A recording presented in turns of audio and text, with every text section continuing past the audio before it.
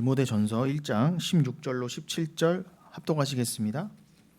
그러나 내가 긍휼을 입은 까닭은 예수 그리스도께서 내게 먼저 일체 오래 참으심을 보이사 후에 주를 믿어 영생 얻는 자들에게 본이 되게 하려 하심이라.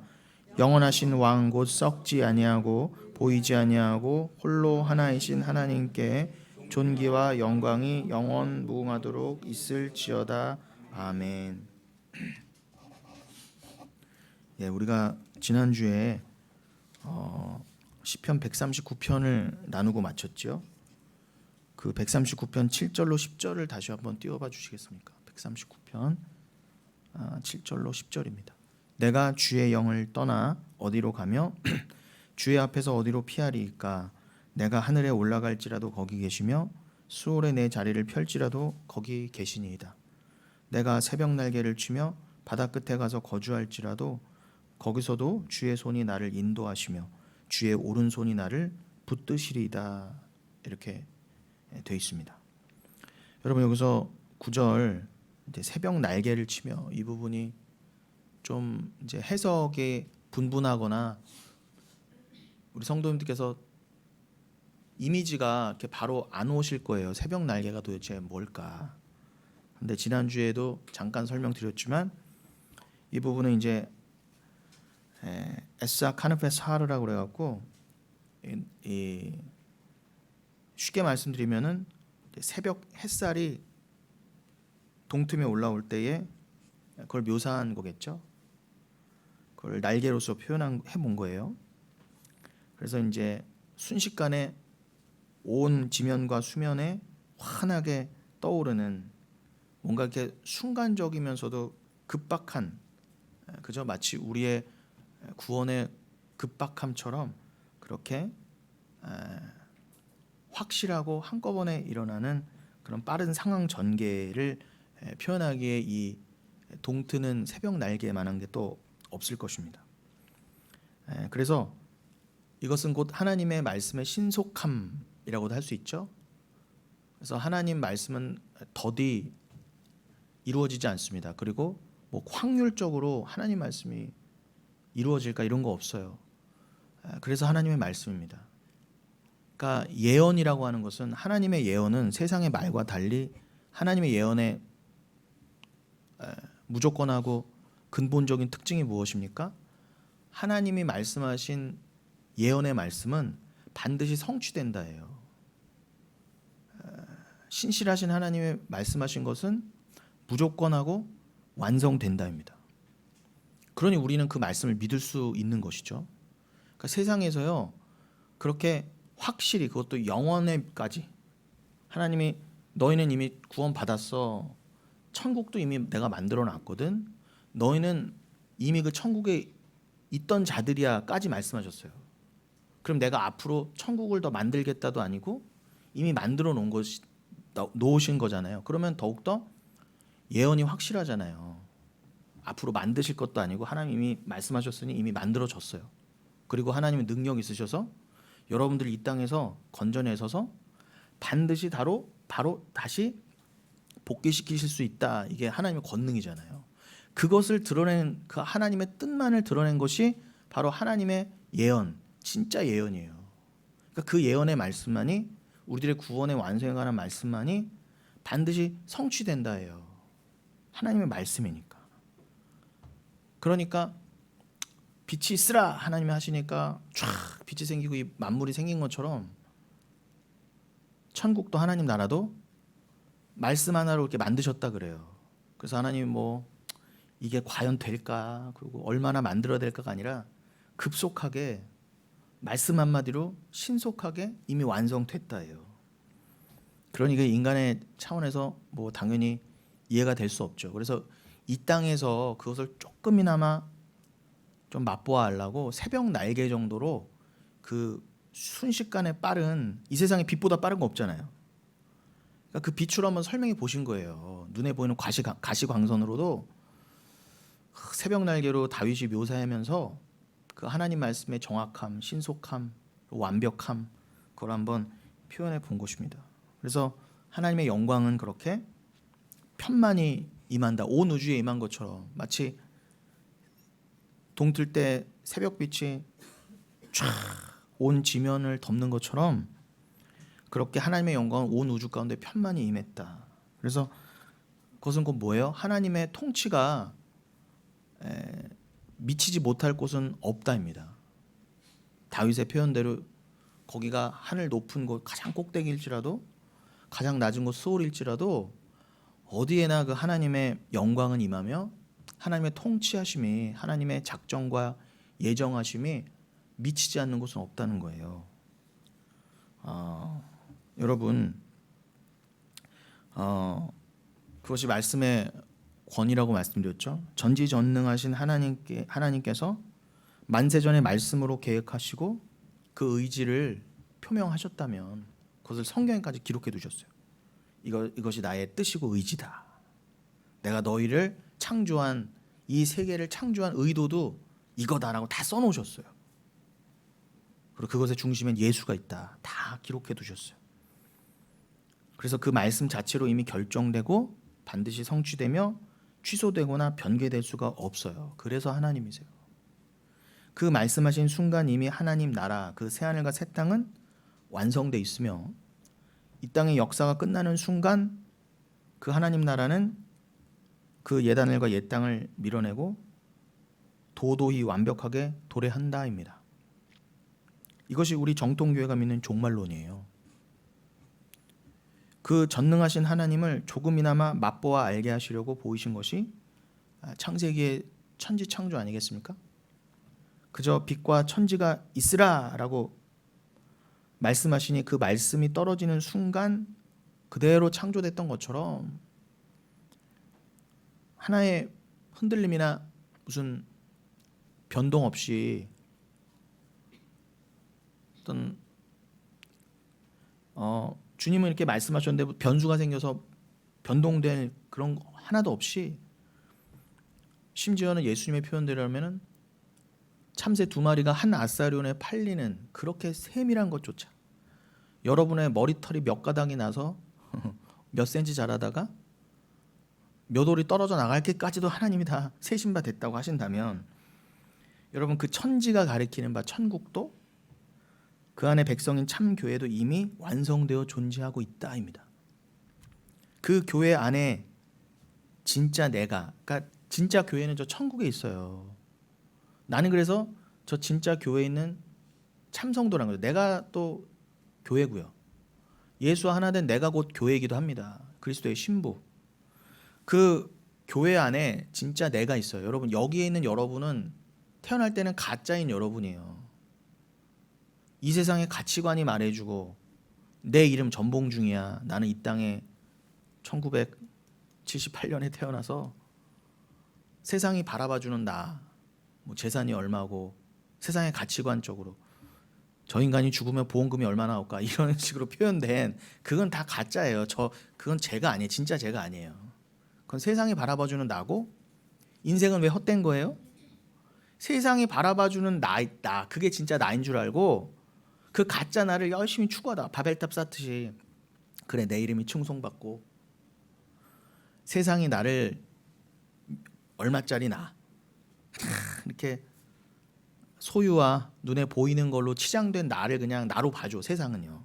내 안에 내면에 신경 쓰지 않아요. 세상은요. 내가 예수를 믿는가 그런 거 전혀 신경 쓰지 않아요. 세상은요. 네가 뭐 예수를 믿는 그게 뭐 어떻다고 그걸 전혀 가치로 안 여겨준다니까.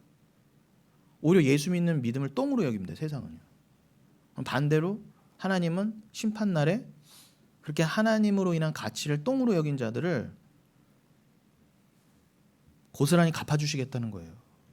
근데 우리는 태어나서 그 가짜나 세상이 봐주기를 원하는 나, 세상에서 잘난 나, 세상에서 내 이름 걸고 나만을 위한 삶, 그게 진짜 삶인 줄 알고 그 삶을 위해 살아왔어요. 그게 잘 사는 삶이지. 교회도 왜 다녔어요?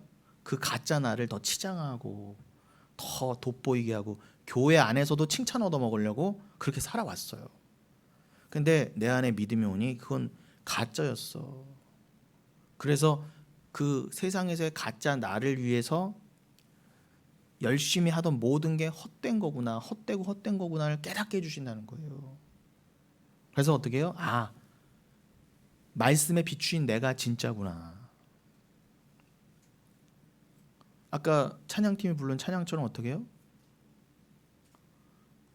주님은 나를 아시고 나를 먼저 죄인으로 봐주시고 그래서 긍휼을 덮어주셨다. 그러니까 하나님이 보시는 나가 진짜 나예요, 여러분. 그게 진짜 중요한 거예요. 그걸 깨달으셔야 돼요. 그래서 난 주 앞에 어떻게 해요? 벌거벗은 자로 드러나야 돼요.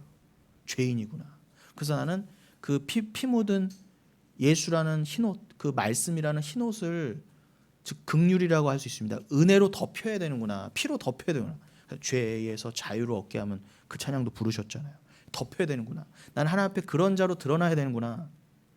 나는 처음에 벌거벗은 자로 드러났다가 주의 은혜로 덮인 자, 말씀으로 가려진 자, 그래서 복 받은 자로 다시 거듭나야 되는구나. 그래서 새 사람으로 이렇게 돼야 되는구나까지 가시면 여러분 믿음을 가지신 거예요. 그 믿음을 가진 자 누가 그 누구도 주의 사랑에서 그를 끊어낼 수 없어요. 이미 받은 믿음이 취소가 될 수가 있습니까? 뭐 누가 뺏어간다고 뺏길 수가 있습니까? 그죠? 그 믿음은 정말 주와 나 사이의 언약으로 담겨진 그 누구도 건드릴 수 없는 진짜 내 안에 질그릇 보배예요. 그러니 여러분 나는 결국 뭘로 드러나야 돼요? 하나님 앞에 진짜 나, 즉 예수, 하나님이 인정하신 나면은 뭐예요? 우리를 쉽게 말하면 예수로 봐주셔야 되는 거예요. 넌 말씀이구나. 예수로 덮였구나. 너는 예수 덕분에 구원받은 자구나. 그래, 예수가 내가 유일하게 인정하는 의인이 네가 그 예수에 덮였으니 너도 의로운 자구나. 너도 진리구나. 이렇게 봐주셔야 되는 거예요. 그게 바로 진짜 나예요. 진짜 나. 근데 그 내 이름이 삭제되고 그냥 하나님이 인정해 주시는 그 모습의 나. 그래서 영생을 살 수 있는 그 나죠. 그 예수와 영원토록 연합된 나요, 나. 그게 진짜 나예요. 그러니까 예수가 곧 나죠. 근데 그 나는 진짜 나는 이미 천국에 있었다예요. 뭐 표현도 과거도 아니고 있었다도 아니고 어떻게 해요? 과거에 있었다가 아니라 영원 전부터 있었고 지금도 주와 함께 있는 그 진짜 나요. 그래서 그 천국에 진짜 교회가 있는데 그 교회 안에 내가 있구나. 내가 또 곧 교회구나. 그 진짜 내가 잠깐 이 땅에 내려와 있는 자, 그가 성도예요. 그래서 그는요 엄마 뱃속에서 죄인으로 태어나고 그냥 나만을 위해 가짜 나로 태어나지만 반드시 저기에 이미 진짜 성도로 돼 있는 자는 이 땅에서 그 가짜 나를 벗어 던지고 예수로 옷 입어 거듭나게 돼 있다입니다. 반드시 믿음을 수여받게 돼 있다. 그가 성도예요. 저는 그 믿음 말하는 거예요. 그래서 고린도전서 4장 6절로 7절 열어주세요. 고린도전서 4장 6절로 7절. 형제들아 내가 너희를 위하여 이 일에 나와 아볼로를 들어서 본을 보였으니 이는 너희로 하여금 기록된 말씀 밖으로 넘어가지 말라 한 것을 우리에게 배워 서로 대적하여 교만한 마음을 가지지 말게 하려 함이라. 제가요 여러분 사도 바울이 전한 거랑 똑같은 거 전하고 있어요. 복음 전하고 있잖아요. 종말론 전하고 있잖아요. 바른 종말론. 여러분의 가짜 나와 진짜 나를 분별해서 말씀드리고 있잖아요. 그러니 여러분 사도 바울도 아볼로도요 어떤 주의 종들도 동일한 말을 했다요. 그러니까 여러분 제가 지금 기록된 말씀 밖의 것은 얘기해드리지 않잖아요. 기록된 말씀 안의 것만 말씀드리고 있잖아요. 그러니까 여러분들 요 4장 6절의 표현처럼 기록된 말씀 밖으로 넘어가지 마세요. 그게 예전의 사도들이나 제가 동일하게 번면해드리는 그것면이에요. 넘어가지 마세요. 말씀 밖으로. 넘어가서 어딜 가시려고. 그럼 새벽 날개 치고 가봐야 하나님 손바닥 아니에요. 그러고 보면 손오공이 부처 손바닥을 못 벗어난 것도 닭이 흉내낸 거네. 여러분 기록된 말씀 밖으로 넘어가지 말라 한 것을 배웠대요. 여러분들도 그거 배우셔야 돼요. 그거 배우셔야 어떻게 해요? 서로 대적하여 교만한 마음을 가지지 않게 되는 것입니다. 여러분, 그러니까 교회가 서로 다 교만하고 교회가 서로 대적하고 교회가 교회 같지 않아지는 딱 하나의 이유는 뭐예요? 은혜가 사라짐. 즉 뭐예요? 함부로 말씀 밖으로 넘어가서 그런 거예요. 말씀 안에 있는 게 뭐예요? 오직 믿음이잖아요. 행위로 나아가지 않고. 그래, 우리가 구원받은 게 오직 주의 은혜지.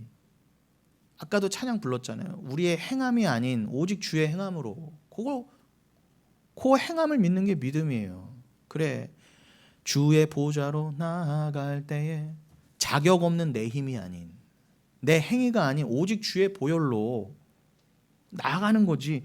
그게 말씀 안에 있는 거예요. 그거 오직 믿음, 오직 은혜를 벗어나는 것, 그게 말씀 밖으로 넘어가는 거예요. 울타리 밖으로 넘어가는 거예요. 예수 믿어. 여러분, 왜 옛날에 잘못 가르치는 자들을 거짓 선지자라고 그랬고 왜 적그리스도라고 그랬습니까?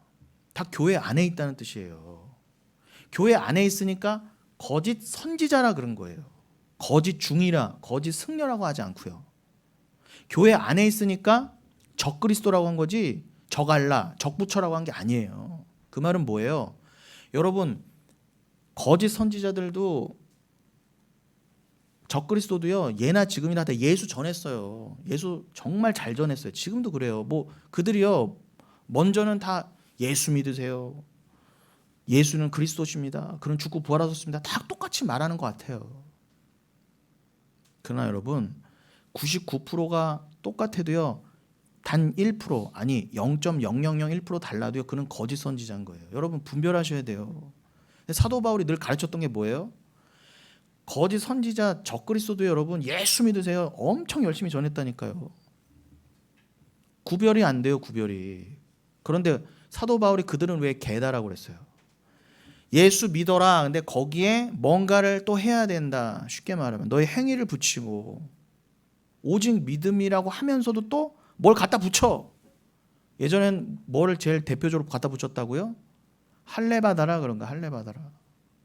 유대인들은 이제 다 할례 받으면은 천국 가는 줄 알았다니까요.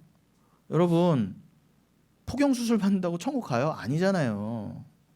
그건 의미하는 바가 있어요. 그걸 깨달아야 되고요. 이제는 예수가 오셔서 그걸 다 성취하셨기 때문에 할례를 받든 안 받든 그게 더욱더 구원의 기준이 되는 게 아닙니다. 근데 예수 믿으면서 할례 받아라 이렇게 되는 거예요.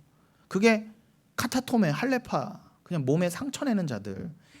더 나아가서 개들이라 그랬어요. 여러분, 그들은 개들이에요. 말 그대로 적그리스도예요.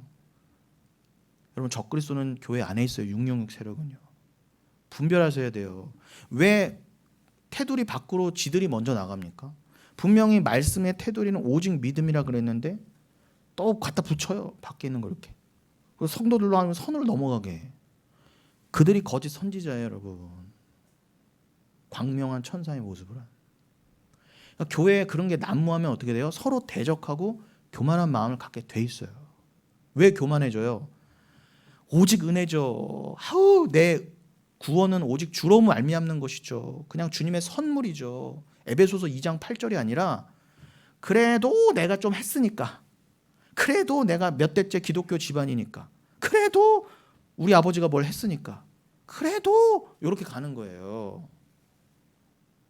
그러니까 서로 교만한 마음을 갖는 거예요.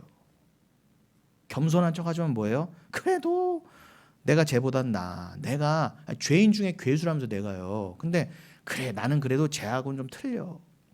나는 무슨 분명히 구원받은 조건이 있었을 거야. 이렇게 가요. 그러니 교회가 갈갈이 찢겨지는 것입니다. 누가 너를 남달리 구별하느냐? 7절. 네게 있는 것 중에 받지 않은 것이 도대체 무엇이냐라고 책망하는 것입니다. 네가 그렇게 잘났어? 아니, 누가 너를 그렇게 남달리 특별하다고 누가 구별해줬어 너를? 그리고 네가 지금 받았다고 자랑하는 것 중에 하나님부터 받지 않은 게 뭐가 있어? 이렇게 말씀하시는 거예요. 네가 받았은즉 어찌하여 받지 않은 것 같이 자랑하느냐?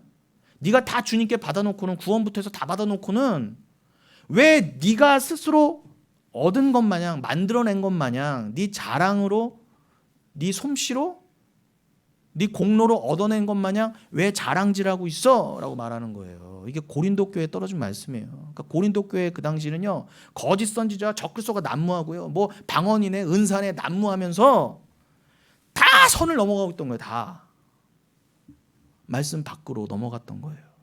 그래서 이 말씀이 떨어진 거예요. 여러분, 다 주님 주신 겁니다.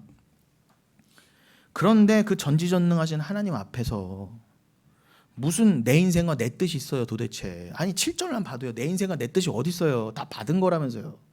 인생도 다 받았고 주님께 다 받은 거라면 그 완벽하신 하나님이 뜻 가운데 두신 거잖아요. 그런데 무슨 내 자유의지가 있고 내 인생 따로 살고 그런 게 어디 있어요. 다 정말 정말 세상에 가장 못된 욕을 갖다 붙여도 부족해요. 여러분 4장 19절로 20절 열어주세요. 고린도전서 4장 19절로 20절.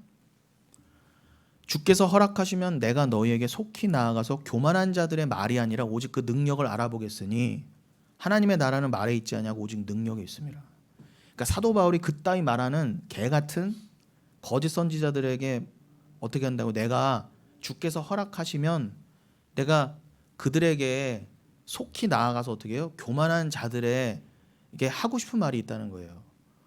하나님의 나라는 말에 있지 않고 오직 능력에 있다는 거예요. 그런 잡소리들 있잖아요. 할례도 받아라, 예수 믿고 뭐도 하면 니들, 이런 잡소리들에 대해서 하나님의 능력은 그런 헛된 말에 있는 게 아니라 오직 능력에 있다. 그런데 이거를 다 근데 또 오해해서 뭐예요? 능력에 있다. 하나님 나라는. 그래서 뭐 방언도 해야 된다. 뭐 은사적인 그런 능력을 또 표면적인 걸 말해요. 다 틀린 거예요, 여러분. 아닙니다. 아니 문맥상으로 읽어봐도 여기서 말하는 능력이 뭐겠어요? 지금 제가 시간상 4장 앞에 6절, 7절만 봤지만 그 고린도전서 4장의 문맥만 봐도 여기서 능력이 뭐겠어요? 당연히 구원의 능력. 좀 이따 또 살펴볼 충성함. 내가 말씀을 맡은 자야. 그러니 내가 충성할 것이다. 충성할 수 있다. 그 충성할 수 있도록 하나님 믿음을 주셨다. 그 말씀하신 충성, 그리고 어떤 고난도 내가 이길 수 있다, 달게 받겠다 하는 이 결단, 그러한 것을 능력이라 하는 것입니다. 구원의 능력, 충성함, 고난받음, 이게 능력이라는 것이지 럴럴럴럴러 이게 능력이 아니에요. 여러분 여기서 주께서 허락하시면 그랬죠. 주께서 허락하시면 이게 에안호 퀴리오스 텔레세 이렇게 되어 있어요. 이거야말로 여러분 주님의 작정과 주님의 뜻 아니겠습니까? 사도 바울은요 거짓 선지자한테 나아가서 그 교회를 다시 고린도 교회에 가고 싶었어요. 그래서 먼저 편지를 띄운 거예요. 근데 다시 실제로 가고 못 가고 이것조차도 주께서 허락하시면 그랬어요. 로마서도 그랬죠. 내가 갈 수만 있으면 지금 당장 가고 싶은데 일단 편지를 먼저 띄운다. 근데 사도 바울이 생각한 때에 가지 못했어요. 그러니까 하나님의 때가 따로 있어요. 그러니까 주님께서 허락하셔야 돼요, 모든 건. 근데 그건 다 만세 전에 정하셨다 해요. 아무리 내가 내 뜻대로 뭐 주님만을 전하기 위해 내가 선교하러 가겠습니다. 아무리 자기가 뜻을 세워도요, 주께서 허락하시는 때가 있고요, 막으실 때도 있다는 거예요. 그러니까 모든 건 주께서 허락하셔야 돼요. 그걸 인정하시기 바랍니다. 그러니까 이것까지가 다 인정이 돼야 여러분들은 성도를 할 수 있는 거예요. 여기까지 가셔야 여러분 진짜 믿음인 거예요. 그러니까 제가 말씀드리는 걸 이거 다 세트로 해서요, 이것이 다 인정되지 않으면 뭐 조금이라도 뭐 빼고 믿으시면 안 되고요. 제가 말씀드린 거 전부 저기 천국부터 해서 지금 주께서 허락하시면까지 다 해서 요거를 사도들도 전한 이게 캐리그마 복음이잖아요. 요거가 나에게 딱 믿음으로 들어온다. 이게 말씀을 딱 마음에 들어온다. 요게 되지 않는 자, 요게 인정되지 않는 자를 죄인이라 하는 거예요, 여러분. 다른 걸 죄인이라 하지 않아요, 성경에서. 제가 지금 전해드린 복음이 그래도 아니지 목사님, 이렇게 되면 그게 진짜 죄인이에요, 나쁜. 제가 그거 말씀드리고 싶은 거예요. 그럼 여러분 아까 그 시편으로 돌아가면은 내가 새벽 날개를 치며 바다 끝에 가서 거주할지라도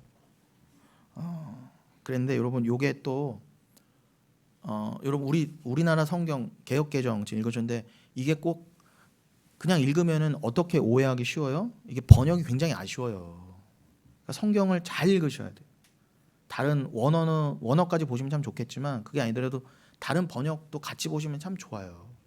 우리가 그냥 막 읽으면은 내가 새벽 날개를 치면서 내가 바다 끝에 간다 이렇게 오해하실 수 있는데 이게 새번역 같은 데를 읽어드리면은 표준 새번역은 내가 저 동력 너머로 날아가거나 바다 끝 서쪽으로 가서 거기에 머물지라도 이렇게 돼 있어요. 그러니까 쉽게 말씀드리면 새벽 날개를 친다와 바다 끝에 가서 거주한다 여기 원래 분리돼 있어야 되는데 우리나라 성경 중에 하나로 연결되어 있는 것처럼 보여서 여기 오해를 살 수 있다는 겁니다. 그런데 지금 읽어드린 것처럼 구분하셔야 되고요. 그리고 공동번역, 그 가톨릭 애들이 보는 공동번역을 제가 읽어드리면 새벽에 날개 붙잡고 동력에 가도 바닷끝 서쪽에 가서 자리를 잡아 보아도 이렇게 돼요. 걔네들도 나눠놨어. 개역개정만 저렇게 좀 애매하게 붙여놨어요. 근데 아무튼 그건 참고가 아니죠. 꼭 좀 아셔야 되는 부분이고요. 그래서 여기 이 139편 9절에 나오는 새벽 날개란 말씀드린 대로 히브리어 마소라 본문의 카누페 사하르의 직역이에요. 일반적으로 읽으면 잘 모르겠는 것이 이 새벽 날개라는 표현일 것입니다. 이 시편 139편 7절 이하의 그 10절까지의 내용은요. 하나님의 현존을 피하지 못하는 인간의 실존을 공간적 차원을 빌어서 묘사한 것입니다.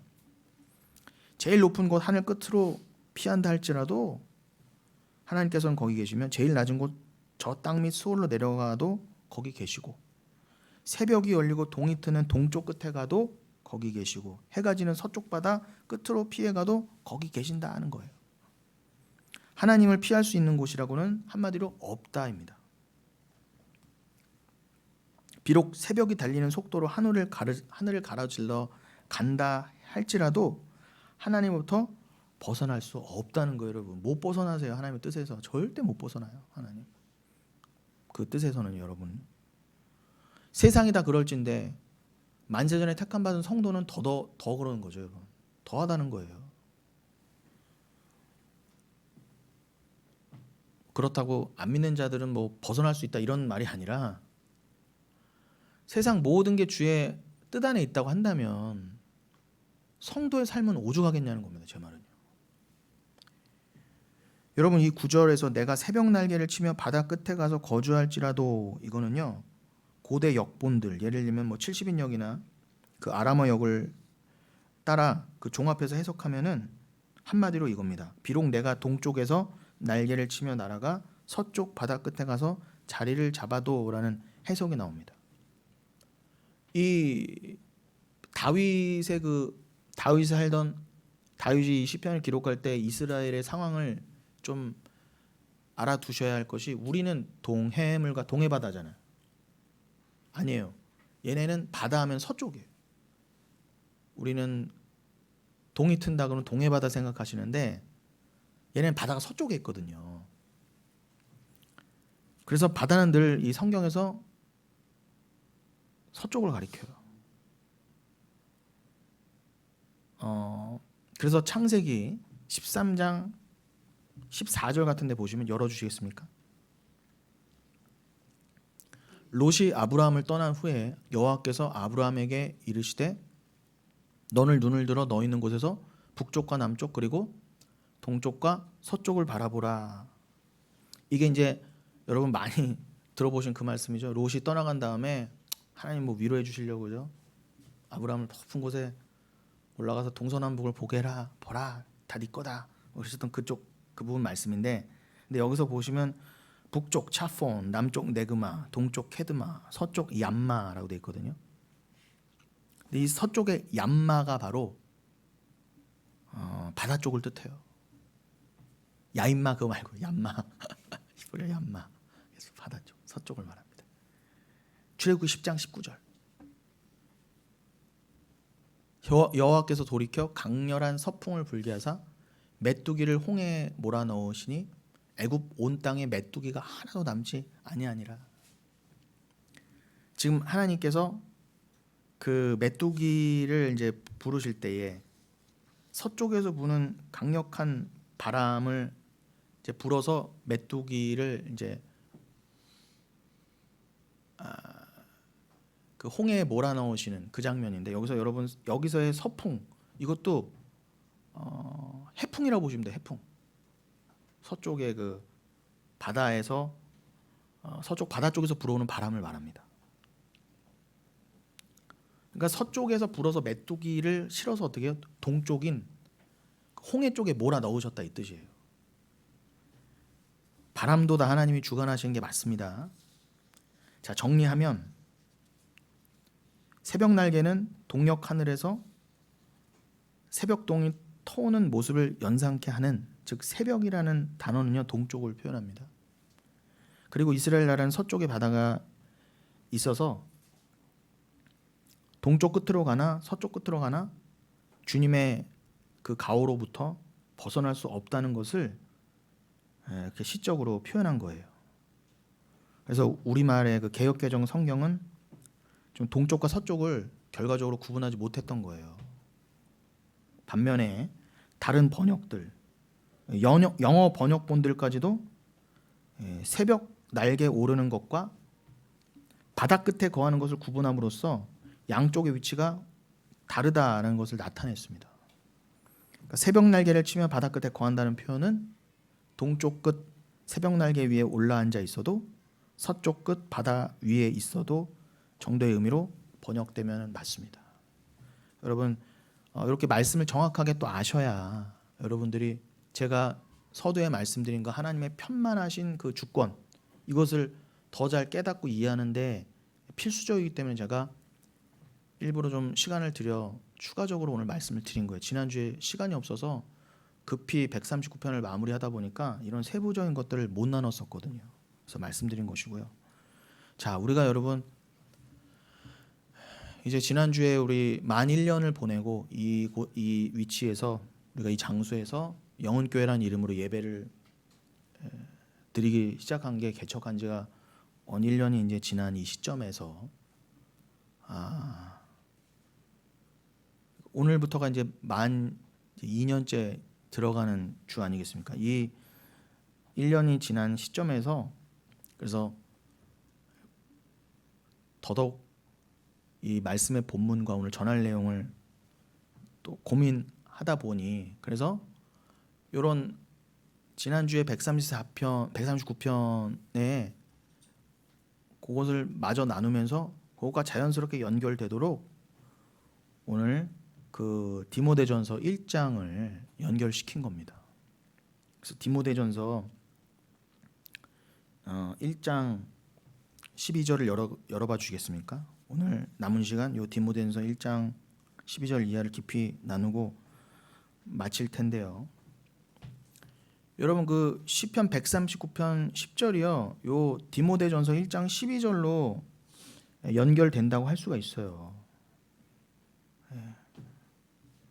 자, 12절. 나를 능하게 하신 그리스도 예수 우리 주께 내가 감사함은 나를 충성되이 여겨 내게 직분을 맡기심이니, 이렇게 되어 있습니다. 여러분, 이 디모데전서 1장 요 12절 이하는 3주 또 그 4주 전 본문이기도 하지 않습니까? 그때 디모데전서 1장을 본문을 했었는데 그렇게 깊이 나누지 못했었어요. 그래서 오늘 139편과 시편 139편과 이어가면서 좀 자세히 마저 나누고 마치겠다, 그 뜻입니다. 자, 그래서 그 디모데전서 12절 거기 보시면 사도 바울이요, 예수님께서 자신을 충성스럽게 여기셔서 직분을 허락해 주심에 감사하고 있어요. 나를 능하게 하신 그리스도 예수 우리 주께 내가 감사함은, 그 감사하는 이유가 뭐라고요? 나를 충성되이 여겨 내게 직분을 맡겨 주셨다, 그래요. 여러분, 아까 고린도전서 4장을 제가 언급했었지만 그 고린도전서 4장 맨 처음에 1, 2절에서도 바울은 자신을 그리스도의 일꾼이요 하나님의 비밀을 맡은 자로 여겼으며 그 하늘의 비밀 즉 계시와 묵시를 맡은 자들에게 구할 것은 오직 충성이다 그랬어요. 뭐라고요? 왜 바울은 자신을 그리스도의 일꾼으로 여겼다고요? 내가 하나님의 비밀을 맡았기 때문에. 제가 지금 전해드린 이 하늘의 비밀 있잖아요. 구원의 비밀을 그가 먼저 맡은 자였었잖아요. 그래서 난 일꾼이라는 거니까 그리스도의 일꾼은 여러분 딴 게 기준이 아니라 저 천국의 비밀을 맡은 자가 일꾼이에요. 그거 없는 자는 일꾼 아니에요, 여러분. 아무리 열심히 해도요. 제가 보기에는 스스로 일꾼인 사람이 너무 많아. 복음도 없는데 자기가 열심히 한대. 그러나 여러분 진짜 일꾼은요 뭘로 증거가 되느냐?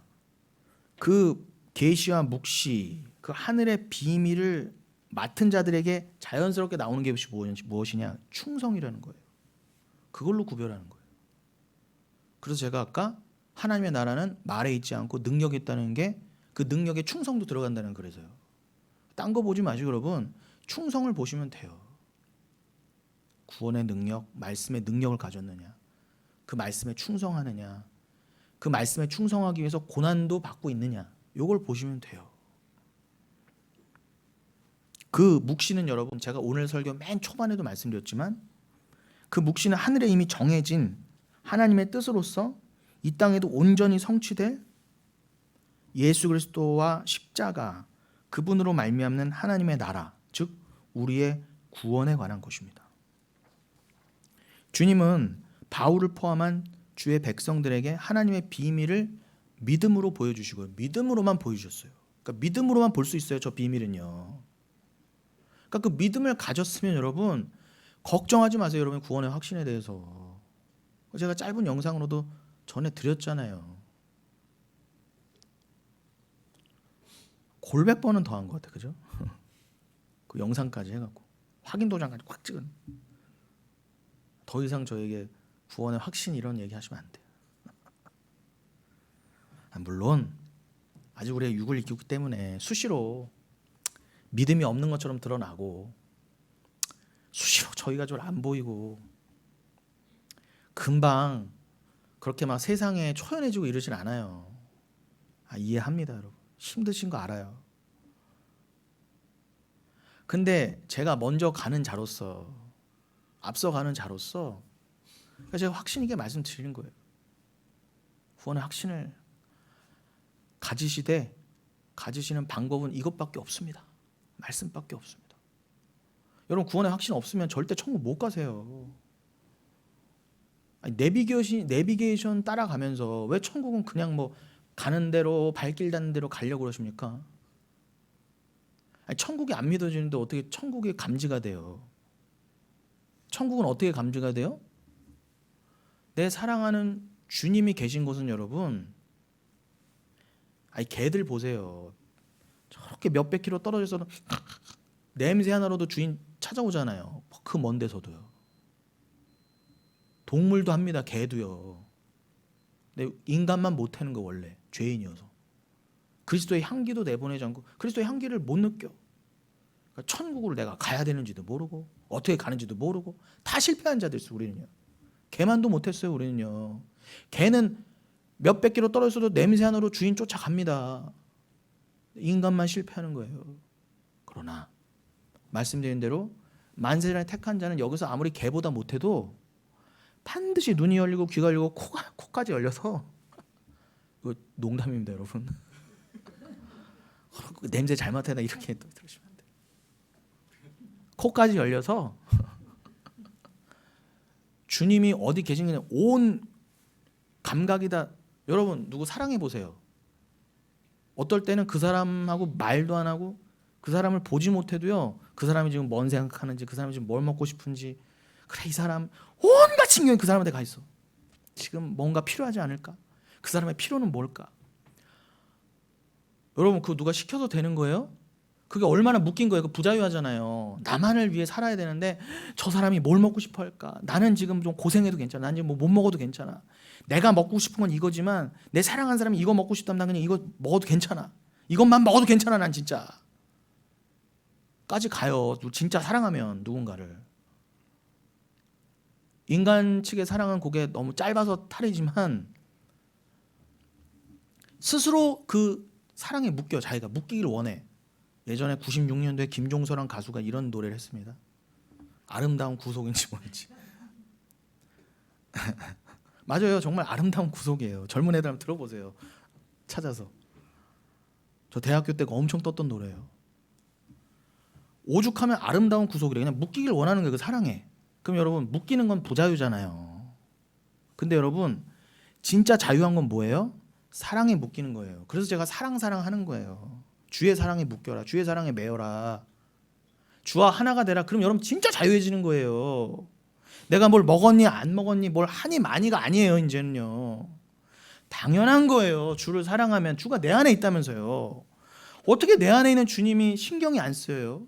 어떻게 주님이 어떤 말씀을 남기셨을까? 어떻게 말씀이 안 궁금해요? 어떻게 그 주가 천국에 계시다는데 가기를 원하지 않습니까? 어떻게 주를 사랑하지 한다면서. 그러니까 다 뻥인 거예요. 안 믿는 거예요. 예수를요. 사랑 안 하는 겁니다. 입으로만 그러는 거예요. 그럼 여러분 정말 주를 사랑하면 그냥 주에 묶이게 돼 있어요. 그럼 그 강의 그에서 뭐가 나와요? 충성이 나오게 돼 있잖아요. 그 사랑에. 어떻게 충성이 안 나와요? 어떻게 고난도 받을 내가 상관없어. 고난 받아도 상관없어 나. 좀 못 먹어도 괜찮아. 예수 때문에 침뱉음 당해도 괜찮아. 괜찮아로 가는 거예요. 예수만 전할 수 있다면, 예수만 드러날 수 있다면, 내가 죽어도 상관없어. 날 통해서 예수만 드러날 수 있다면 이렇게 돼 가도록 돼 있어요. 여러분이 노력하지 않으셔도 돼 갈 거예요. 걱정하지 마세요. 여러분을 묶으셨거든요. 벌써 언약으로 이미 묶으셨거든요. 벗어날 수 없어요. 그거 알려드리려고 시편 139편까지 제가 오늘 시간 들여 말씀드렸잖아요. 어디를 가시려 합니까?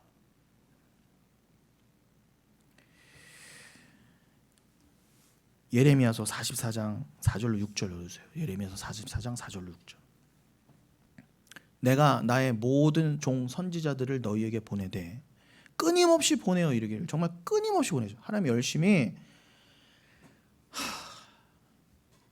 주의 말씀을 가진 선지자들을 정말 끊임없이 보내셨대. 끊임없이. 근데 다 그들을 죽이고 핍박하고 하나님의 말씀을 거부했었던 거예요. 우리는요. 그래서 이스라엘도 심판받았던 거예요. 여러분. 그제로 다 심판받는 거예요. 끊임없이 보내어 이르기를. 오죽하면 저까지 보내셨겠습니까? 여러분. 너희는 내가 미워하는 이 가증한 일을 행하지 말라 하였으나 그들이 듣지 아니하며 귀를 기울이지 아니하고 다른 신들에게 여전히 분향하여 그들의 악에서 돌이키지 아니하였으므로 회개하지 않았다는 거예요. 그럼 어떻게 해요? 6절까지 읽어야죠. 나의 분과 나의 노여움을 쏟아서 유다 성읍들과 예루살렘 거리를 불살랐더니 그것들이 오늘과 같이 폐허와 황무지가 되었느니라. 여러분, 주의 선지자를 보내서 끊임없이 전하신 그 말씀으로 회개하지 않으시잖아요. 예전에 이스라엘이 망했던 것처럼 그냥 불난리가 나고 다 타서 없어진 것처럼 다 무너졌던 것처럼 여러분들의 인생은 그렇게 끝날 거예요. 영원한 지옥이라니까 여러분. 지옥이 될 거예요. 영원한. 그러니 여러분 회개하셔야 됩니다. 회개하지 않으면 여러분 이미 도끼 날이요 밑둥에 가 있다 그런 거예요. 여러분 열왕기하 6장에 보면은 엘리사가 나뭇가지를 던져서 도끼날이 떠오르게 하죠. 여러분, 야 주의 종이 그런 기적도. 요즘은 그런 기적 없습니다. 여러분. 엘리사 때만 허락하신 거예요. 그리고 아무 이유 없이 엘리사 칭찬 얻게 하시려고 나뭇가지 하나 툭 던졌더니 도끼날이 올라오게 하신 게 아니란 말입니다. 다 이유가 있어요. 나중에 시간 될 때 제가 말씀드리겠지만 더 자세히. 제가 말씀드린 대로 예수님께서 복음서에서 회개하라. 그렇지 않으면 도끼가 밑둥에 이미 들어가 있다. 쓰러져 넘어뜨릴 거다. 심판받을 그 뜻이잖아요. 도끼는 심판과 관련이 있어요. 그러니까 도끼날은 반드시 있어야 돼요. 심판의 말씀이 반드시 있어야 돼요. 근데 그거가 떠오르게 하시려고 어떻게 해요? 심판을 떠오르게 하시려고 뭘 던지셨다고요? 뭘 던지게 하셨다고요? 엘리사로 하여금 주의 종으로 하여금 나뭇가지를 던져놓대. 나뭇가지는 뭘 상징해요? 나무. 그 마라의 쓴물에서도 나무 던졌더니 쓴물이 맑게 됐잖아요. 먹을 수 있게 됐잖아요. 나무는 십자가 나무를 상징해요. 십자가를 던져 넣었더니 도끼가 떠오르더는. 그럼 뭐예요? 십자가 도끼는 하나예요. 십자가로 구원도 받지만 십자가로 도끼날처럼 그게 쓰임 받는 자들에게는 도끼날로 죽는 거예요. 하나라는 거예요. 십자가와 도끼는. 회개하라예요. 회개하라. 십자가 믿어라예요. 엘리사도 복음만 말하고 갔어요. 십자가만 말하고 갔다고요. 야, 내가 이런 능력자야. 나는 도끼날도 물에서 둥둥 떠. 금도끼를 원하냐, 은도끼를, 이런 얘기가 아니라. 그런데 왜 다 그런 식으로 설화처럼 읽고 유치하게 읽어내는지 모르겠어요. 아무리 찾아봐도 십자가로 읽어내는 사람이 없어. 그거 십자가인데 무조건. 그걸 하고 복음서에 예수님의 선포만 하더라도 바로 해석이 되잖아요.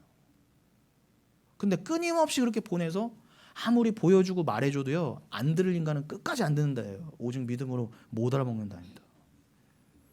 그러나 여러분, 구원받을 자는요, 하나님의 열심히 그걸 이루신다는 거예요. 하나님의 열심히. 하나님의 열심히. 이사야서 9장이나 37장에서는 키누아트 예호와라고 정확하게 하나님의 열심이라는 표현을 썼어요. 아까 예레미야서 44장 4절로 다시 올라가 보실래요, 희영아? 내가 나의 모든 종 선지자들을 너에게 보내되 끊임없이 보내어 이르기를 했죠. 이게 하나님의 열심이잖아요. 여러분, 하나님의 열심이 있었으니까 지금까지 말씀이 이어진 거예요. 하나님이 열심 안 부리셨잖아요. 여러분 말씀 못 들었습니다. 금방 끊겼어요, 말씀은요. 근데 그게 이사야서에는 특별히 키누아트 예호와라고 하나님의 열심의 표현이라는 말을 써놓으셨어요. 9장 같은 경우는 그죠? 야훼 열심히 그것을 이루리라. 너희의 구원을 이루리라. 그렇게 말씀하셨었죠. 하나님 나라의 영원한 보존을 이루실 열심. 그 열심을 그렇게 설명하셨고, 이사야서 37장 32절 같은 경우에서는 선민 유다의 회복을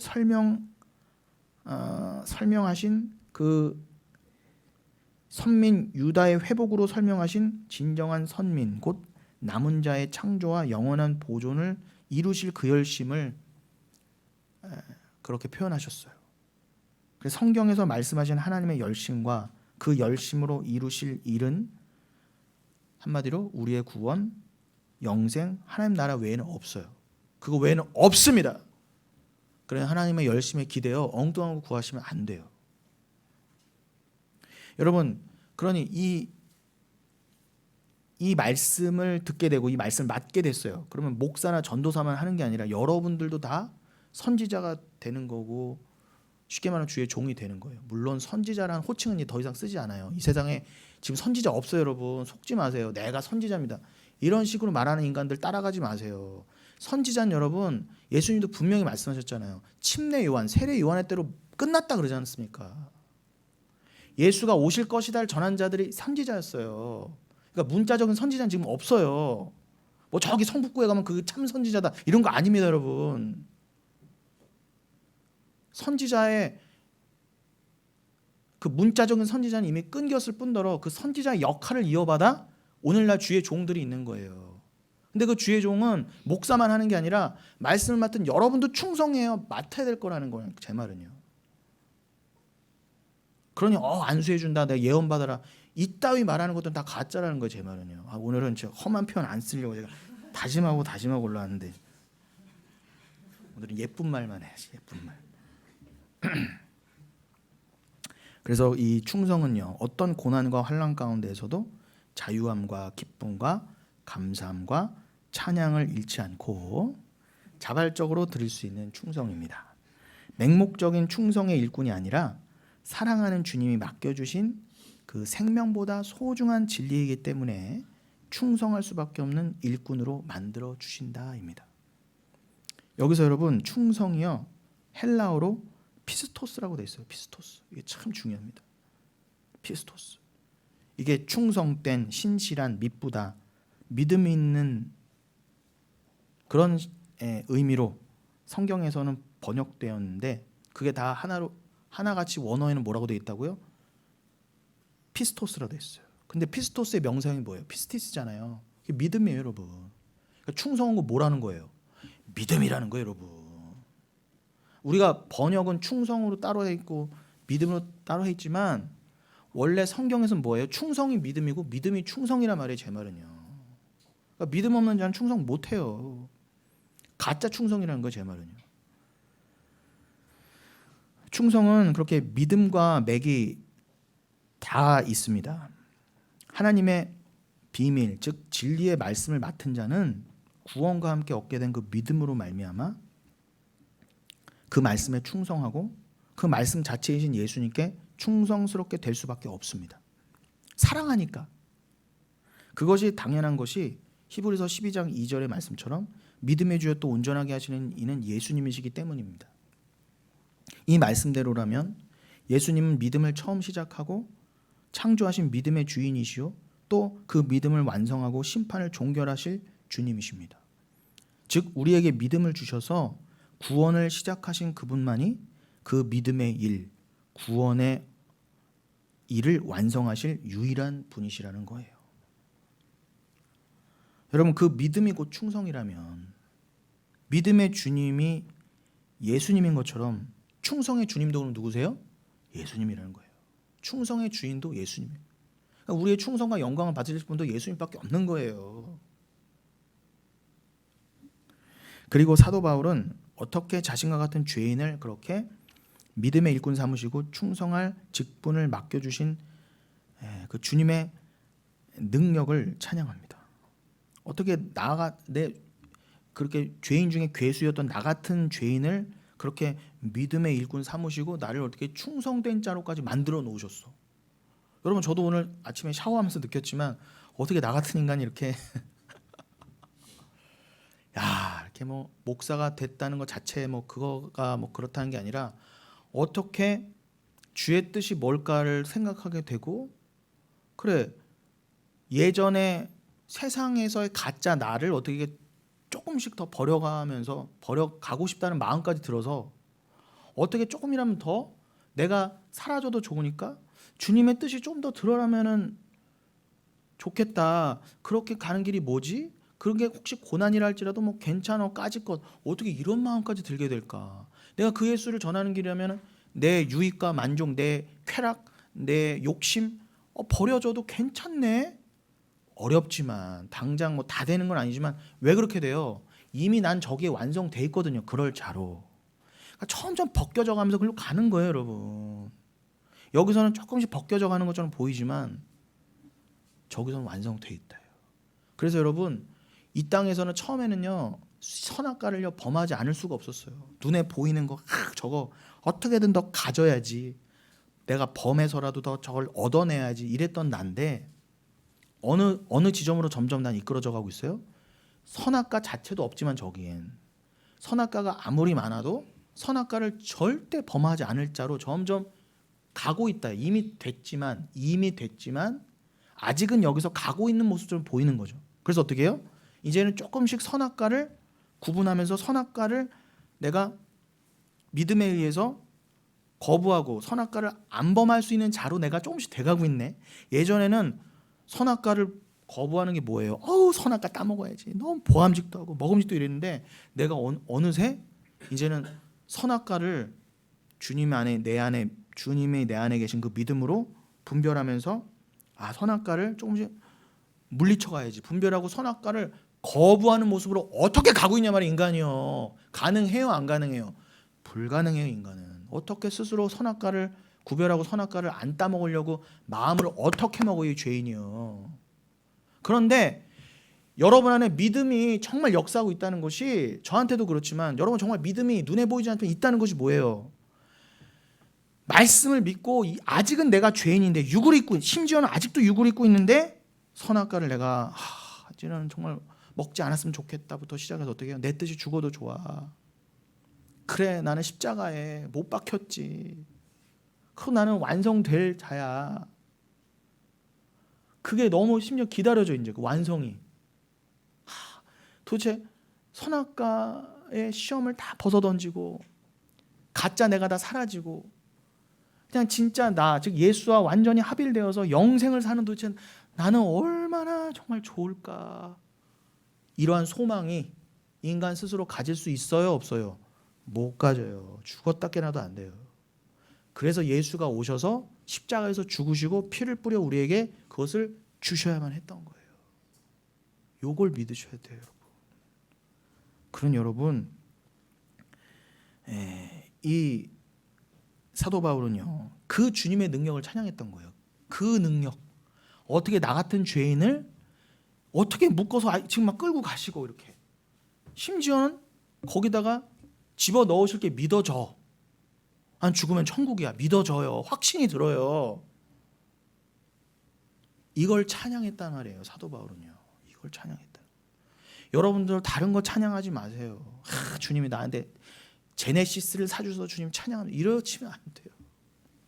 그거는 아니에요.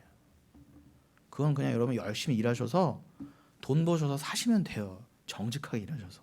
그건 주님이 그런 찬양하고는 상관이 없는 것입니다.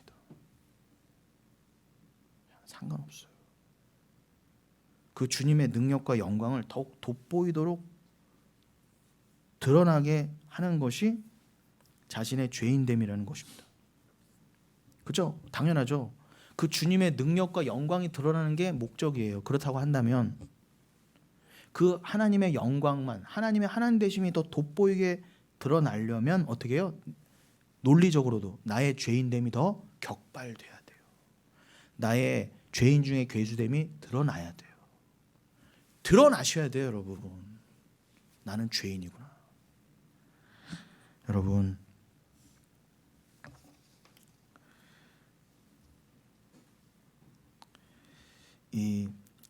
이렇게 추악한 사도 바울이 자신의 추악한 과거를 오히려 더욱 드러냄으로써 그 죄인됨의 명명백백한 증거가 넘침에도 자신을 은혜로 변화시켜 사도로까지 부르신 주님을 증언합니다. 13절이 그거죠. 내가, 디모데전서 1장 13절 희영아, 내가 전에는 비방자요 박해자요 폭행자였으나 도리어 긍휼을 입은 것은 내가 믿지 아니할 때에 알지 못하고 행하였음이라. 여러분, 이 구절은요, 사도행전 7장 54절로 8장 3절의 기록으로 더 구체화됩니다. 사도행전 7장 54절부터 제가 읽어드릴게요. 사도행전 7장 54절. 그들이 이 말을 듣고 마음에 찔려 그를 향하여 이를 갈거늘 스데반이 성령 충만하여 하늘을 우러러 주목하여 하나님의 영광과 및 예수께서 하나님 우편에 서신 것을 보고, 하늘의 묵시와 비밀을 스데반이 본 거예요. 하늘이 열리고 본 거라니까요, 여러분. 믿음으로 말하되 보라 하늘이 열리고 인자가 하나님 우편에 서신 것을 보노라 한데, 여러분도 보셔야 돼요. 보셔야 돼요. 보게 돼 있다예요. 이 땅을 살면서 반드시. 돌에 맞아 죽는 한이 있더라도. 57절. 그들이 큰 소리를 지르며 귀를 막고 일제히 그에게 달려들어 성 밖으로 내치고 돌로 칠세. 증인들이 옷을 벗어 사울이라는 청년의 발 앞에 두니라. 그들이 돌로 스데반을 치니 스데반이 부르짖어 이르되 주 예수여 내 영혼을 받으시옵소서 하고, 십자가에서 예수님이 하신 거랑 똑같은 얘기를 하고 있죠, 스데반이. 여러분도 그렇게 되실 거예요. 무릎을 꿇고 크게 불러 이르되 주여 이 죄를 그들에게 돌리지 마옵소서. 예수님이 하신 말씀은 똑같죠? 우리도 이렇게 된다는 거예요, 예수님처럼. 이 말을 하고 자니라, 곧 죽으니라. 사울은 그가 죽임당함을 마땅히 여기더라. 아직 비늘이 눈에서 안 벗겨졌을 때 사울을 말하는 겁니다. 저 인간 저거 돌에 맞아 죽는 게 당연한 거야, 저 인간. 저거 그냥. 그날에 예루살렘에 있는 교회에 큰 박해가 있어 사도 외에는 다 유대와 사마리아 모든 땅으로 흩어지니라. 경건한 사람들이 스데반을 장사하고 위하여 크게 울더라. 사울이 교회를 잔멸할세 각 집에 들어가 남녀를 끌어다가 옥에 넘기니라. 요지됐던 게 사도 바울이에요. 그게 아까 디모데전서 1장 13절, 내가 전에는 비방자요 박해자요 폭행자였으나 도리어 긍휼을 입은 것은 내가 믿지 않을 때 알지 못하고 행하지. 내가 몰랐었어요. 눈이 열리지 않을 때였거든요, 아직은요. 지금 사도행전 7장 이하의 그 사건을 지금 사도 바울이 기억하면서 디모데에게 쓰는 편지에 그 말을 썼던 거예요. 그랬던 자신의 온 삶을 덮은 은혜를 사도 바울은 온 인생을 통해 찬양하지 않을 수 없었던 거예요. 야, 어떻게 이런 인간이 주를 전하게 되었는가. 그러니 여러분이 정말 충성된 자로 내가 부름을 받았다라고 하는 감격에 거하고 싶으시잖아요. 그럼 여러분들의 과거에 어떠한 죄 가운데 계셨는가가 자꾸 드러나야 돼요. 겸손해야 돼요. 그 말씀 앞에. 내가 죄인 중에 괴수가 맞았구나. 심지어 내가 사도 바울처럼 예수 믿는 자를 핍박하던 자였네. 꼭 돌을 안 던져도요, 여러분. 우린 다 예수 핍박하던 자들이었어요. 예수 부정하던 자들이었잖아요, 우리는요. 그래서 1장 14절에 디모데전서 1장 14절까지 하고 마칠까요? 우리 주의 은혜가 그리스도 예수 안에 있는 믿음과 사랑과 함께 넘치도록 풍성하였도다. 우리 주의 은혜가 그리스도 예수 안에 있는 믿음과 사랑과 함께 넘치도록 풍성하였도다. 이 말씀이 드디어 그래서 15절까지 읽고 마칠게요. 15절로 이어질 수밖에 없었어요. 15절 밑보다 모든 사람이 받을 만한 이 말이요 그리스도 예수께서 죄인을 구원하시려고 세상에 임하셨다 하였도다. 죄인 중에 내가 괴순이라. 자기 부인의 절정이에요. 즉 주님을 향한 찬송과 영광은 곧 성도의 자기 부정과 직결됩니다. 주님이 우리에게 말씀을 허락하시고 그 말씀을 통해 원하시는 것은 우리가 주님의 은혜와 긍휼을 구할 수밖에 없는 죄인임을 깨달아 주님의 그 사랑 앞에 엎드려 순종하는 것, 바로 그것입니다. 그 길만이 주님과 사랑으로 연합하여 구원과 하나님 나라를 얻을 수 있는 유일한 방법입니다. 여러분, 이 죄인 중에 괴수와 같은 나에게 긍휼과 사랑을 베푸신 이유는 단 하나, 내 자아가 완전히 부인되어 죽을 때 드러나는 주님의 영원한 영광 때문인 거예요. 그래서 이렇게 이어지셔야 오늘 우리 처음 오늘 설교의 본문이 뭐였어요? 16절, 17절 했잖아요. 그러니까 이게 딱 자연스럽게 연결되는 거예요. 그러나 내가 긍휼을 입은 까닭은 예수께서 내게 먼저 일체 오래 참으심을 보이사 후에 주를 믿어 영생 얻는 자들에게 본이 되게 하려 하심이라. 본이 되게 하려 하심이라. 이게 오늘 설교 제목이에요. 영원하신 왕 곧 썩지 아니하고 보이지 아니하고 홀로 하나이신 하나님께 존귀와 영광이 영원 무궁하도록 있을지어다. 아멘. 여러분, 이 홀로 하나이신 하나님, 삼위이신데 홀로 한 분 하나님, 삼위이신데 한 분이에요. 그 하나님께 존귀와 영광이 영원 무궁하도 있을지어다. 여러분, 이 말씀 오늘 꼭 기억하시고, 이 주님의 영광을 위해 나는 자기 부인 되어야 한다. 모든 영생 얻는 자들에게 이 자기 부인이 본이 되어야 된다라는 것이 그 비밀이 드러나기 위해 우리가 죄인 중에 괴수였다는 것을 주님이 말씀을 통해 내 삶을 통해 수시로 드러내시는구나를 잊지 마시고, 그것이 드러날수록 여러분이 너무 실망하거나 여러분 낙담하지 마시고, 그럴수록 더 은혜를 사모하여 붙잡으심으로 나의 약함이 곧 하나님의 강함이구나를 온 인생과 온 삶으로 드러내시는 저 여러분 되시기를 예수님의 이름으로 축원드리겠습니다.